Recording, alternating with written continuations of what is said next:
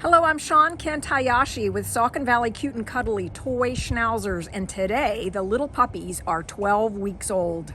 In this video, I'm going to highlight for you what to do with a 12-week-old puppy. I'll point out that these 12-week-old puppies have begun to come outside regularly, and they are pointing out by standing at the door like my other big dogs when they are ready to go outside. This is great because they're learning to cue us when they have to potty outside. You see a game of tag going on here. We could also call this a game of fetch for them because they are playing with toys with the older dogs and having a great time. It's also a wonderful time for playing fetch or get that toy with them. Wonderful way to get their exercise. Inside! They have learned inside and they're doing a great job with it. Over this coming week, we will be sharing lots of activities, things to do, outdoor activities with your 12-week-old puppies. But first, I want to share with you the stress signals in dogs. How to read when your puppy is stressed. Why is this so important? Because as the pack leader, it's your responsibility to make sure that you are building your dog's confidence and not overwhelming them. When you see any of these stress signals, I want you to back off and immediately move into an activity with your dog that you know your dog loves to do. Devin is going to begin and do Birdie's normal routine with her while I share with you the signals, the things to watch for that are indicators that your dog may be experiencing stress. You want to understand the behaviors that are signals from your dog. This is communication from your dog. Mild stress in any age dog can be evidenced by scratching, yawning repeatedly, lip licking, and turning away from you. Moderate stress in a dog is evidenced by panting, pupil dilation, trembling, doing a whale eye. A whale eye is when you can see a large part of the white in their eye. And hacking. Hacking in a puppy can also be a signal to you that they have not had enough food to eat. So if your dog is hacking, that coffee kind of noise going on, make sure that they have some access to food. Sometimes during the middle of the night, a puppy might be hacking. Again, that's a signal that they have not had enough to eat. So these behaviors are very important for you to recognize when they first start happening so that you can back off of an activity in the environment that might be triggering the stress. So in this case, Birdie just indicated that she wanted to do a places. And so this is us showing her, okay, we're willing to read what you're doing and we're willing to let you do some things, Birdie, that help you build your confidence. A well-adjusted dog will be able to calm him or herself from these stress signals. And our role as pack leader is to help them understand how to do that. When a dog loses the ability to calm him or herself, in other words, in a highly stressful situation, such as a young 2-year-old child who's holding the dog in an uncomfortable or too tight position. Stress escalation can include growling, freezing, showing their teeth, a cold stare, ears forward, fleeing, going to hide. You want to make sure you as the pack leader are very aware of what your dog is saying to you. This is building the bond. This is building trust. So if pushed after behavior that is highly stressful, your dog, a dog, any dog, I want you to understand any dog, no matter how well trained it is, if pushed multiple times, will lunge and potentially even bite. But when that happens, I'm a huge believer it is the owner, the pack leader's fault because they weren't reading the cues along the way. Again, any dog can be pushed to become a biter. And if this occurs, you need to do your job in protecting your dog. Please don't put your dog in that situation. Don't put yourself in a situation with 2-year-olds or people who are handling your dog inappropriately.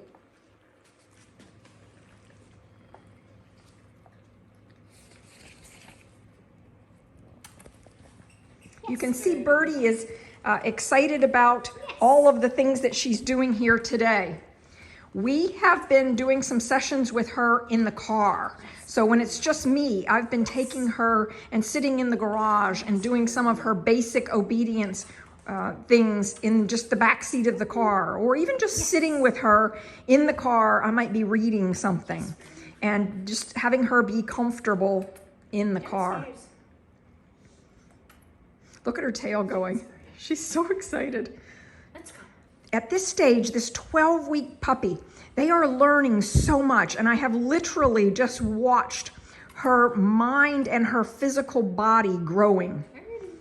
Her mental ability. Birdie has been loving hanging out with the older dogs. Devin, I noticed that her leash is wrapped around her back leg, which may be what's causing her to feel like there's a constraint on her ability to move down the steps. There we go. Yes.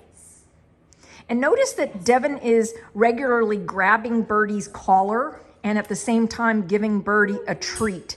The reason we do this is we want our puppies, 12-week-old, 14-week-old, no matter what age, to be very comfortable with us grabbing their collar and pulling a little bit on their leash. So this is a time to acknowledge and give a treat.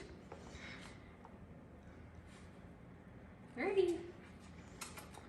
For the most part, Birdie has been willing to explore and do anything. So it seems to be just moving over that back hurdle, which is a little higher than the sofa. I'll point out what I mean here. The stairs are taller than the sofa, so Birdie's having to step up to go down the steps. So maybe you'll just help her there with that first part. There we go. Yes, Birdie. And again, yes. Yes, Birdie. Yes. Great job. Stairs. All right, let's bring her over to the places bed. Even though she's at the point now where she could handle more than this, I want you to also be able to see Toffee today and his progress at 12 weeks old. Sometimes people who are looking for a puppy from me will ask, does the puppy have to go through the full 8 weeks of puppy prep school? And the answer is no. You can have your puppy go through from 8 up to 12 weeks. And these videos will help you to understand what you can expect. But puppies are different. And so some puppies progress a little faster than others. Birdie happens to love to learn very, very quickly. She's doing such a great job. Thank you, Devin, for showing off what Birdie can do today. Just wanted to show you what it looks like from where I work in my office. So here's Liberty sitting next to me. And at the moment I have Truffles and Toffee in my office with me. Grace is over here. They're just sleeping, napping. I'm working on email and getting ready for a Zoom call with a client. And this is what it looks like most of the time during the day. And I rotate which puppies come up with me to be relaxed, quiet. Toffee is learning about playing fetch. Frequently throughout the day, I will separate the puppies into little smaller subsets. And you can see here that I have Liberty and Toffee together. This is great for little puppies learning to separate from siblings, but also just learning to play quietly together in little pairs.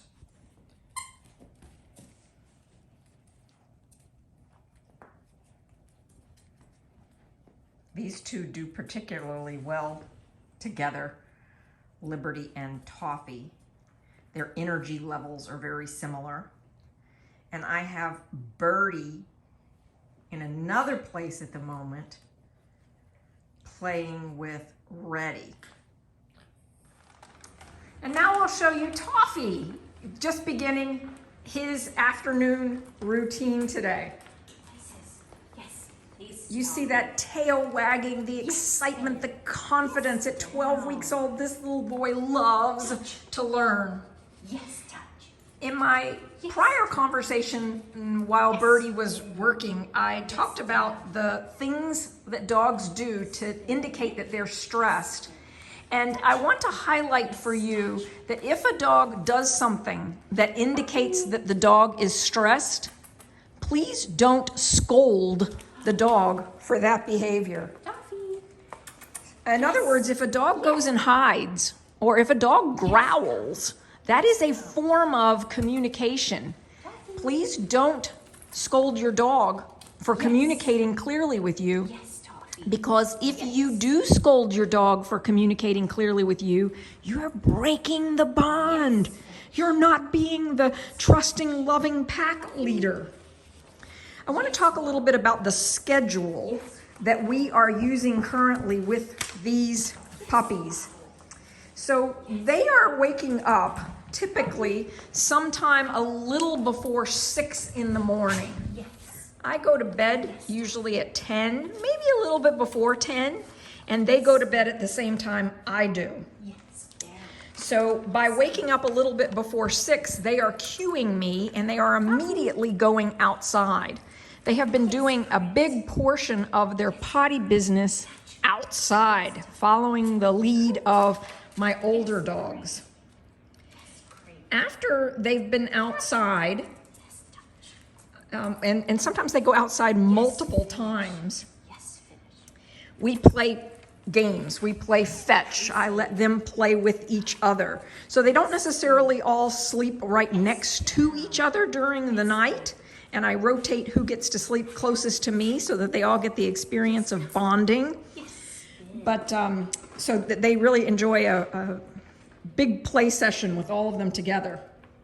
And then they're hand fed in the morning with kibble as part of their exercise and training routine. So we go through a little training routine like what you see right now with a handful of kibble. Now, they of course have access to free feed throughout the whole day, and what they're getting right now is the kibble, the same kibble that's in their bowls. But in the morning, they haven't had access to food overnight, and so they are hungry and they love to learn. Yes. After that, they appreciate some nap time, and so it's quiet, relaxing time where they all take naps together. Then I might do something like take each dog individually so that they're getting some quiet alone time with me. It might be that I take 1, 2, or even 3 of them into my office and they rest, relax while I am working. It might be that I go sit in my car, and if I have something I need to read, maybe I have a bunch of emails that I need to do or something, I might take Toffee and we sit in the car together. Yes, boss. In the afternoon, we have another training session. And sometimes you're seeing Devin or some of our other folks who are doing either a morning training session or an afternoon training session with them. I also make sure that they're having a comb grooming session every day. So I'm encouraging you to make sure you're doing the same with your dog. It could be sitting on the sofa while you're watching your favorite YouTube channel and combing your dog, doing some grooming, playing with their toenails, playing with their ears, getting them comfortable being touched. I've also been taking them into new rooms, into new spaces in my home. And I've been doing that. So they're going outside the playpen area where they play when I'm not able to watch them. And so it could be that we're going in my guest bedroom. It could be that we're in Another area of the house, my husband's office, something along those lines, places that they don't normally have access to. Another thing at this age that's really great to do with them is expose them to natural scents. Now, when I say natural scents, I don't mean the kinds of things like scented candles, but I'm talking about if you have some rosemary or some mint leaves, you might let your dog crush the mint leaves and let your dog smell that. So scent experiences, when I open my bag of tea in the morning, some of the scented types of teas that I love, I'll let a puppy smell that. Yes. Also, you're probably beginning to notice at this age times of the day where your dog likes to do certain things. So I have some dogs that prefer to eat more in the mornings, and I have other dogs that prefer to eat more in the evenings. I always want to make sure at night I'm giving them snuggle time. I like to create dogs that are very cuddly, and so I make sure that I'm cuddling with them. Somebody asked in the comments, I think it was yesterday, day before yesterday, about why I allow the dogs to lick me, or why some of my other trainers allow the dogs to kiss or lick. And you'll notice that some people here are comfortable being kissed or hugged, or cuddled by the puppy in that way, and they allow that. And then others don't. Some owners like really super cuddly dogs. Others prefer not so much. You'll be able to teach that, train that yourself based on your preferences. Yes, Toddy. He's doing a great job. As he comes down the steps this time, what we'll do is we'll take him right over to the Places bed and let him do a couple of things, because this has been a fabulous session with him. Yes. So a 12-week-old puppy thoroughly loves his learning sessions, very, very happy. He has a neutral temperament, meaning he's not overly assertive or overly aggressive at all. He's also not passive. He is willing to ask for and communicate very clearly. And this is what I believe actually all dogs have the ability to be developed in this way. But it's up to us. It's up to us as their pack leaders to do this with them. I love your comments and your questions. I'm thinking about hosting a live event, and the live event could be just an open forum Q&A, or it could be on a specific topic. Please let me know what you would prefer. Is there a topic you'd really like me to talk about, or would you be more interested in an open forum Q&A? Please write in the comments below. Let me know your thoughts. If you haven't subscribed already, please join us on this adventure as we are training puppies from 8 weeks to 16 weeks so that they become beloved family members. We hope you're following along with your puppy and teaching your puppy step by step as we show you our best practices. Thanks for being on the journey with us.